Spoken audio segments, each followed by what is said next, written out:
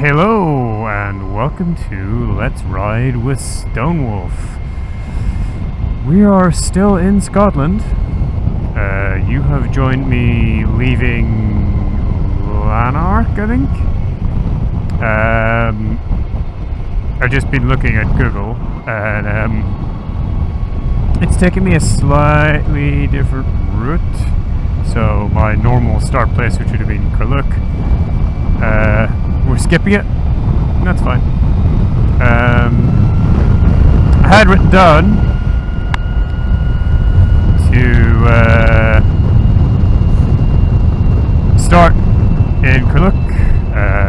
You last met me just like ending at Lowlands, and yeah, that was a good point to end it. I ended up like going through Glasgow and everything, like right through the centre of Glasgow. I do not understand why Google chose that route, but that's what it did. We left our lunch stop, Energica, roughly 20 minutes, 25 minutes early, something along that, something in that scale. And I had set down to go all the way to Kerlook, start recording there, because I looked at it and it was like town. Okay, now we've exited the the orbit of Glasgow. But I feel I must apologise for making that decision, because whether it's just the slightly different route or whatever, the roads that I just took were glorious. Oh, wow. And whilst I am apologising to you for not filming it, what I am going to say is I'm okay with that, because I got to ride along, taking in the glorious roads, this beautiful sunny weather, just listening to music, and it is really nice to do that off camera after like 2 full heavy riding days, like all recording. And like the only point I wasn't really recording on Monday was when I was screwed for charging and everything was like tense and I was crawling along. So just getting that shake out was really, really nice.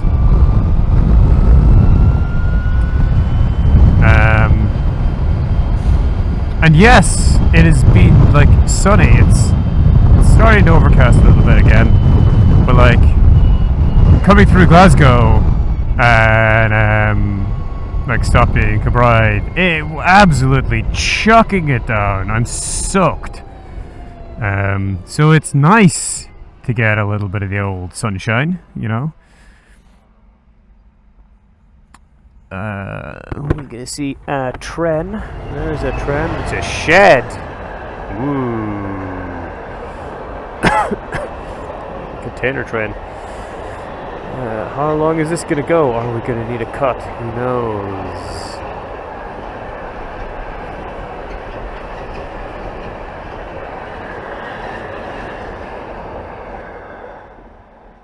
Is that it? Is the one coming the other way? Nope.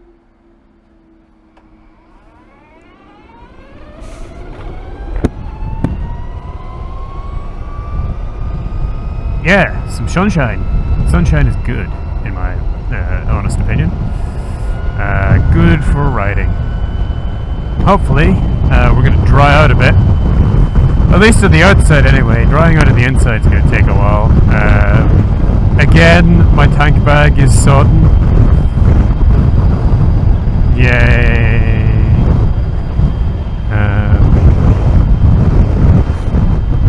But, you know, we shouldn't focus on the bad. We should focus on the good, like those glorious roads we just did.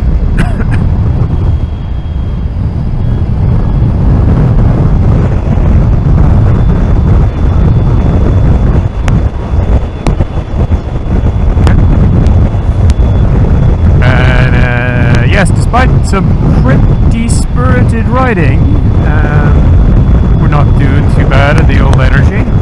It's 69%. Nice. And probably something in the order of 70 miles to go. Maybe 65. I have no idea what the lady said. I was too busy talking. Oh my god, there are no signs. That way. It's that way. The only one that has a sign in it is the one that I want. That's very convenient. It's a sign for Peebles. Peebles is where we'll be going in this episode. Ultimately, we're heading for Hawick, which is where the next charge is. That's going to be an interesting one because it's like a random charger down the back of a leisure centre. So we'll see if that works. But yeah, this stop was good. I had a lovely sandwich. Oh, I had no idea what to expect from East Kilbride. It's just like a random suburb of Glasgow, and Glasgow has a bit of a rep, you know. Oh, I guess I could have taken the van. That's a bit of gap, but we'll hold it. There we go.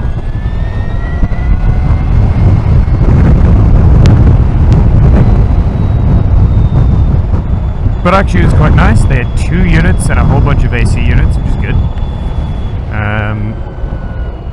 In a little car park beside some apartment blocks.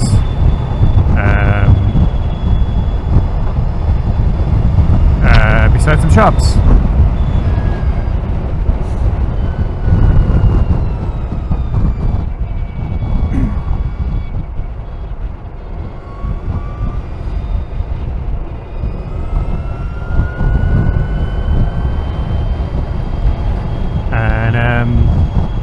Yeah, I went up the road a little bit to a little cafe, a nice cappuccino, and I had a ham and cheese sandwich, toasted, which you might be like, wow, a ham and cheese sandwich, but oh, it was a good ham and cheese. It was a fancy, that's the word we're going to use, it was a fancy ham and cheese sandwich. Normally, I am against...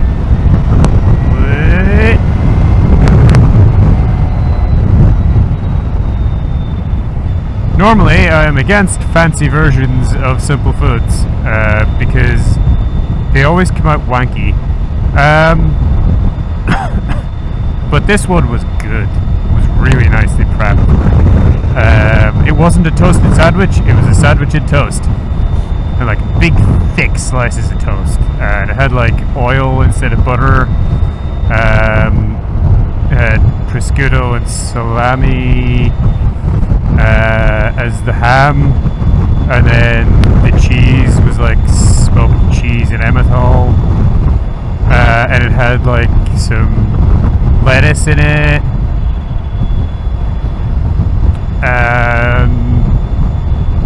Yeah, it was actually a really good sandwich. That's how you do a fancy version of a ham and cheese sandwich. And the cappuccino was really nicely made as well, and it was like it was in like an actual cup as opposed to a travel cup, and like it was one of the big round coffee ones, and they'd filled it up and foamed it so like it was just about ready to overflow, and the foam had that like overtopping but held together by surface tension type of like look to it.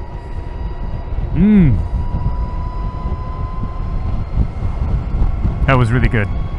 I will have to like go Google Maps at some point and like tweet out the name of that place so that other people can enjoy it. But I get the feeling it is very much like more of a local place because East Kilbride is like not really a place that you stop on the way from some place to somewhere else.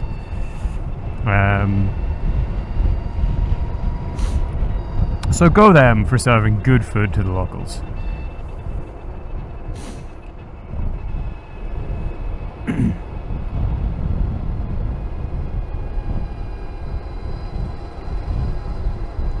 But yeah, my trip actually through Glasgow itself was trash. I think I got in like 20 minutes ahead of schedule, which when you consider I left Greenwelly stop 15 minutes ahead of schedule, that's pretty bad. Although I think Google's original route was to take me slightly differently, and then there was a road closure that Google didn't know about. I went down the diversion, and Google immediately decided, look, okay, city centre is the way we're going. Really?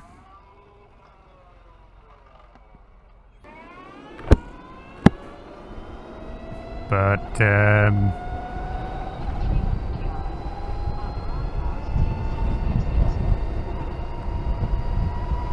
after I got out, there was like a cool little back road that I went down to get to East Kilbride. That was a little unexpected. It was very welcome just to like get that little bit of a stretch out, you know. Just between the awful experience coming through Glasgow and actually getting to East Kilbride. And then after I left East Kilbride, it was just like instantly like, wow, so good.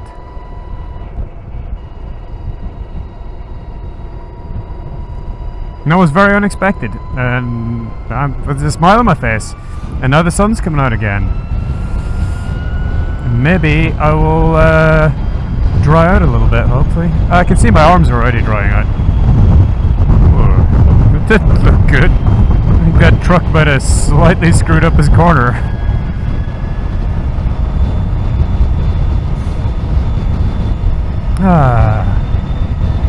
Oh wow, it is a shame that I didn't record that, because this isn't anywhere near as good. But look at those rolling, like, landscape.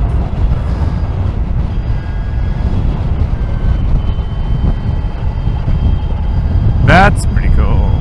It's a good view.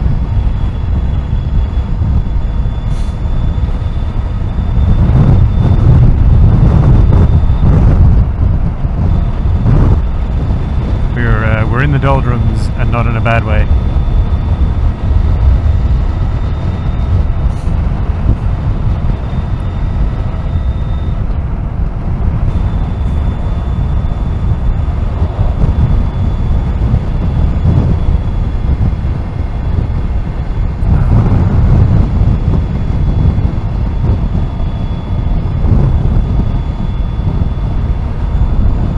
Yeah, I think, you know, that bit coming through Glasgow notwithstanding, the trip down from Inverness so far has been really sweet.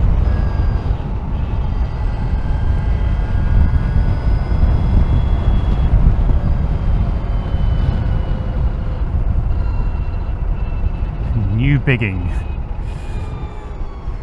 Not your old bigging, this is new bigging.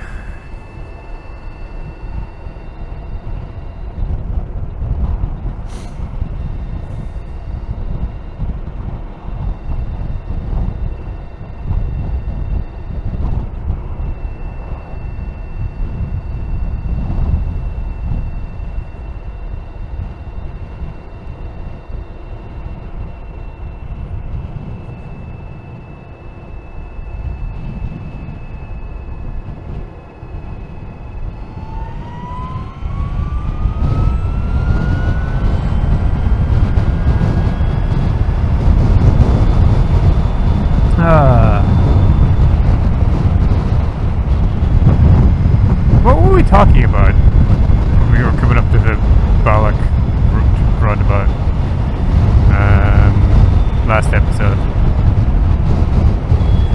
Oh yeah, okay.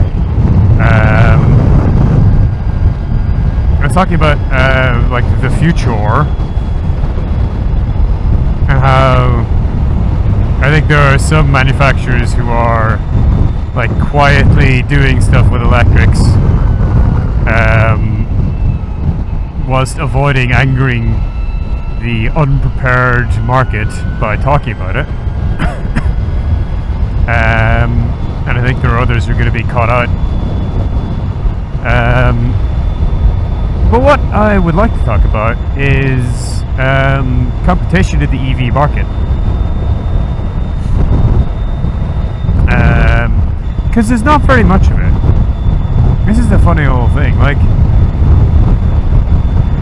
for I think most styles of motorbike, if you want electric, there's a clear choice.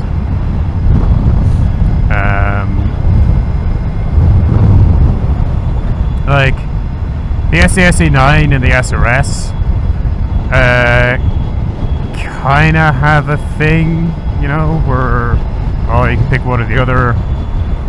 I'm not sure there's really anything that compares to this. I don't think there's anything that really compares to the SRS. I think the closest competition you'll find to the SRS is probably the Xperia. And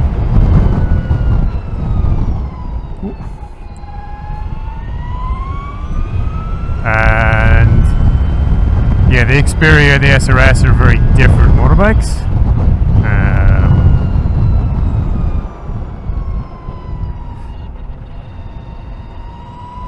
You've got the Ego. The Ego is basically its own thing. There's not really anything that competes with that. Like if you want an electric superbike, you can buy an Ego. And that's just it. This thing's kind of on its own. Actually, probably the only thing this actually competes with is the Ego. Like you go to the Energica shop and you're like, do I want a full-on sports bike or do I want a hypernaked? And that's the competition. It's just which do you prefer?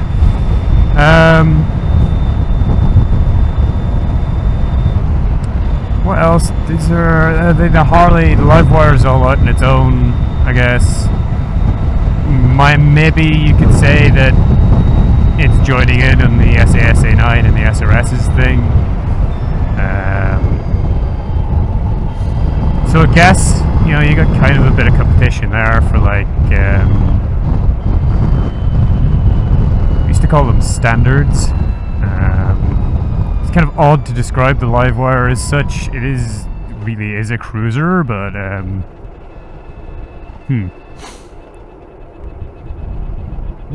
don't sad face me. I'm doing less than 30.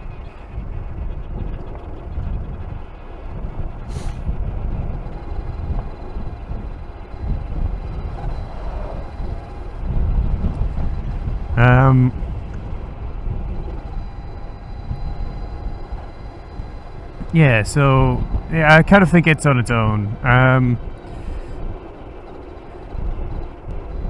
Some of the Zeros, I think, do have a little bit of competition. Like the Zero have a range of little bikes.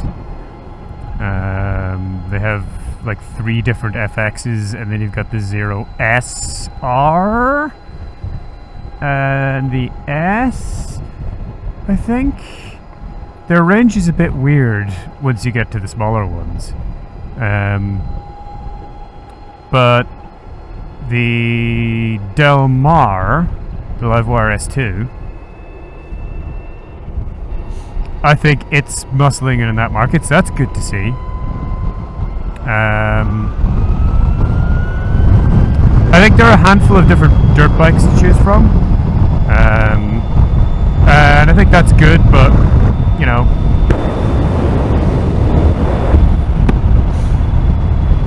there's other stuff that could be catered for there. I think just like dirt bikes are a good use case for electric.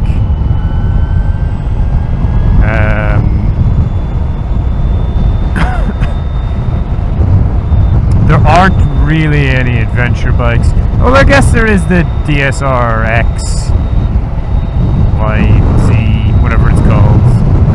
Is it DSR-X or is it DSX? I think it's DSR-X.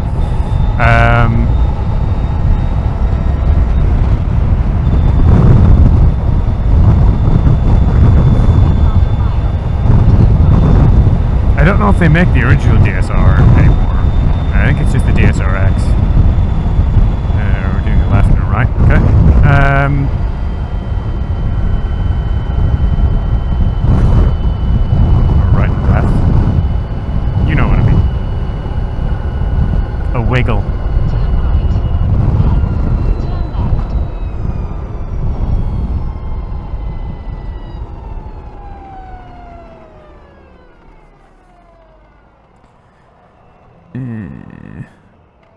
Big R.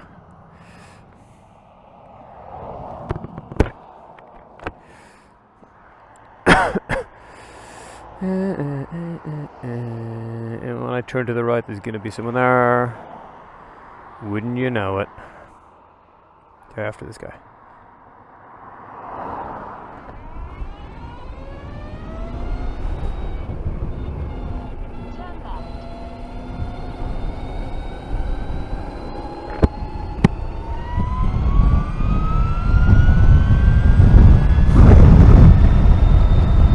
Yeah, I think that this is the DSRX, which is, I guess, the closest thing to like a full-on adventure bike that you'll find, and it is very adventure-y though. And it does have, I'm not going to complain about Zero's weird, like, architectural decisions. They're doing their thing. Yeah, well, I guess it is. Yeah, it's an adventure bike. And then the Xperia is a tall tourer. They don't really. There's not really a competition there. People have seen the Xperia. Have gone, oh wow, an adventure bike. No, it's a tall tourer.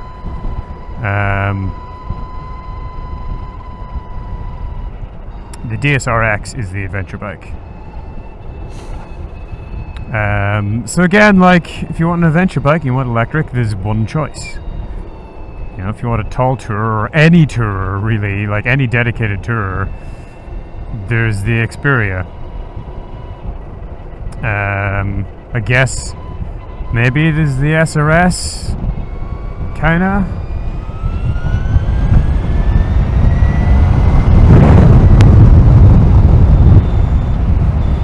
So essentially, there's just not a lot of competition. Now, you're probably yelling at me, like, what about this bike, or that bike, or this bike, or that bike? My response to those is, can you go into a dealership and buy one?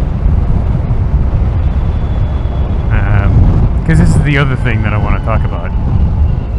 Can you go into a dealership and buy one? Because you can't buy a Damon. You can't buy a Lightning.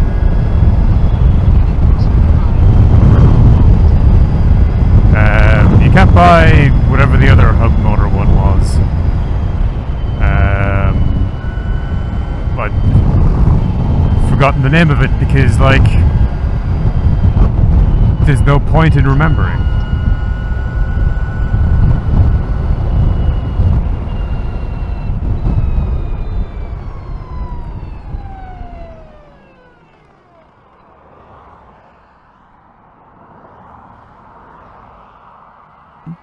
There's no point in remembering it. Does it start with a V, maybe? I don't know.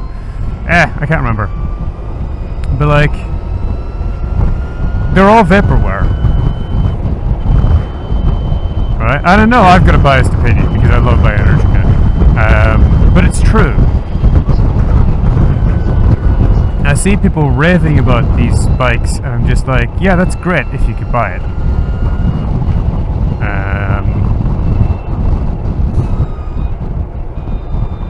It's great if you can buy it.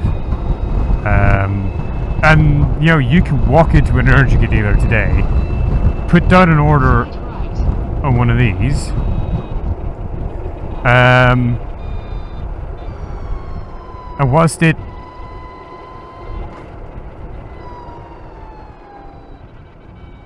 I'm not being complained at.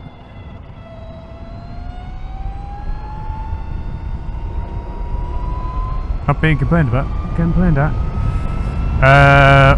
Whilst it might take a couple of months to arrive, I think mine took, what, October to December, so October, November, December, about 2 months. I think the construction times have extended a bit, and particularly if you live in the US, it can take a long time. But you will get it, and you will enjoy it. Whereas Damon have been talking about the new bikes they're going to release for years, and they announce new ones, and they never arrive. And same for Lightning.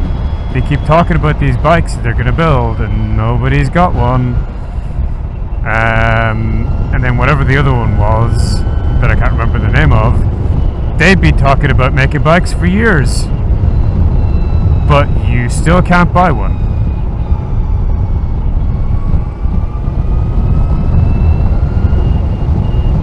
And my opinion is, all of these companies going, hey, we're going to make this cool bike is great, but if I can't buy it, I don't care, and it doesn't count as competition.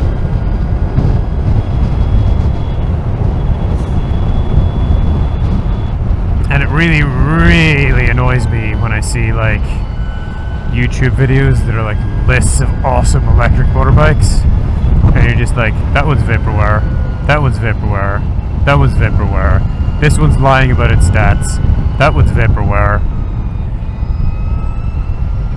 You know?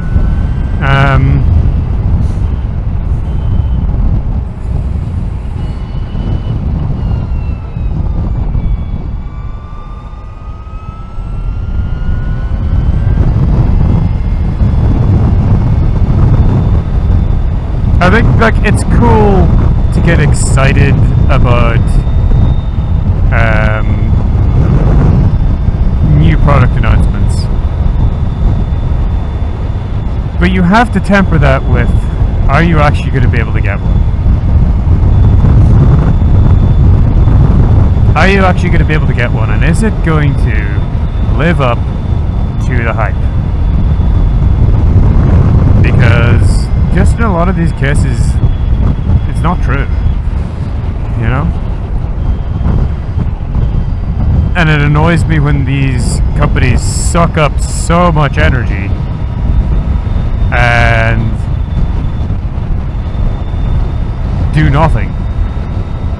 And that all of that hype and that energy that people put in and get invested into those products could be being put into bikes that you can buy right now.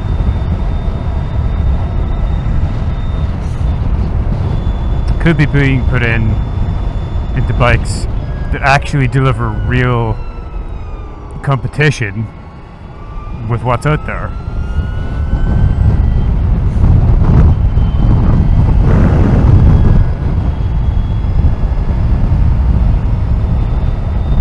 Because if you're committed to going electric, in most of the categories that are available, there is one bike.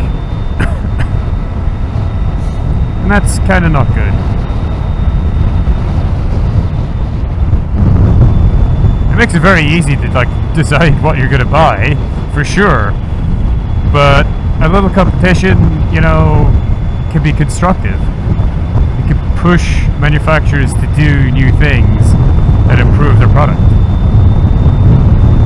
Because right now, what really pushes electric bike manufacturers to improve their product is just try to get people into the showroom and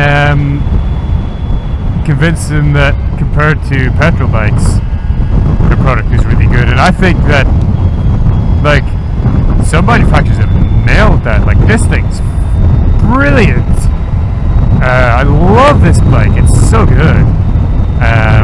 It has its limitations for sure, and some of those limitations are rooted in the technology that it uses. But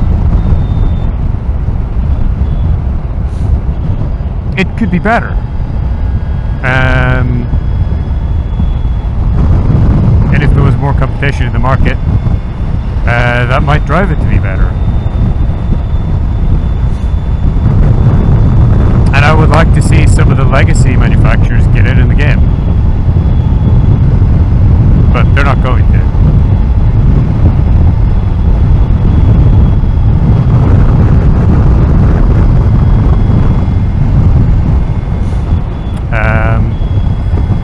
So what could we see in terms of like new bikes coming out? You know, I don't know what Zero's doing. They've just released their DSR-X. I would expect from Zero like more of that. Like, they've been on a big kick of refreshing their existing models in the last couple of years.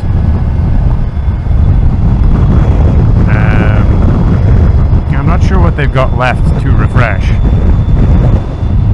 So they might branch out into some kind of new type of bike. Harley, we know they're releasing the Del Mar. I don't know where they'll go next. I do think the Livewire is getting quite long in the tooth in terms of its technology.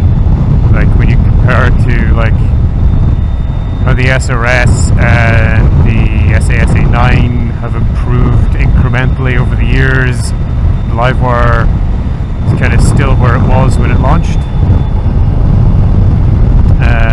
It's still a good bike, but things are moving on. So it'll be interesting to see where they go after the Del Mar. Hopefully the Del Mar will be a success. It would be interesting to see a couple of like the vaporware bikes actually reach market, but I don't really see that as being hugely likely, to be honest.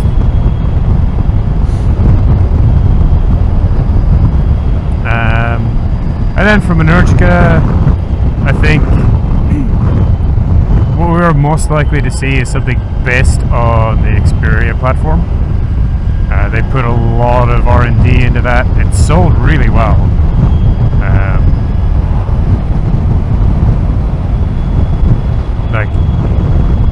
Apparently it made up more than half of their sales for the second half of last year.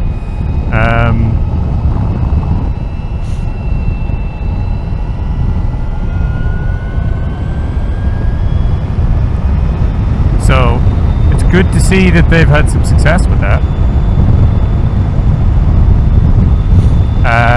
But they will be looking to amortize the R&D cost of that platform. This one has probably paid off its R&D a long time ago, because they've been making these for 6 or 7 years. Maybe more than that. I think the original Ego was 2015, 2016. So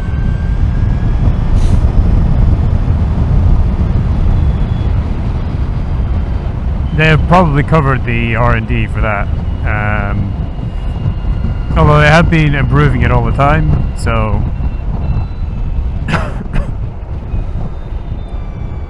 and Xperia does borrow some of the tech. Oh wow, look at that. It's an old railway bridge.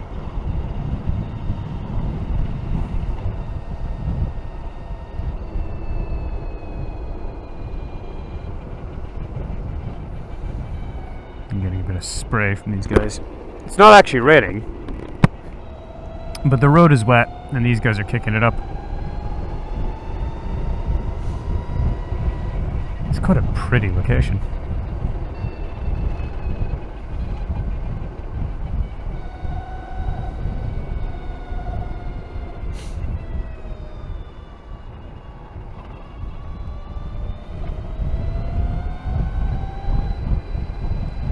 So I think probably what we're likely to see from Energica is something that builds on the Xperia.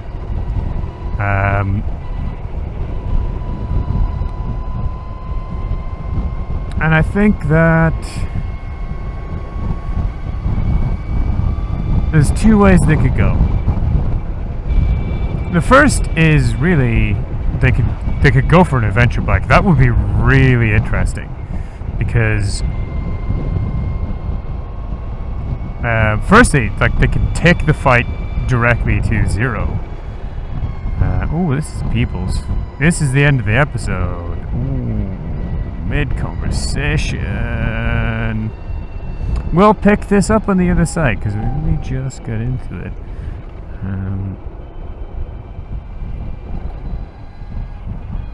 We did only just get into it. So, If you have stuff to say, hit me up in the comments below. If you enjoyed this video, do give it a like. Check out some of my other videos. If you enjoy them, consider subscribing and hit that bell. And if you would like to reward me for entertaining you today, you can find the relevant links to do so in the description below. Bye bye.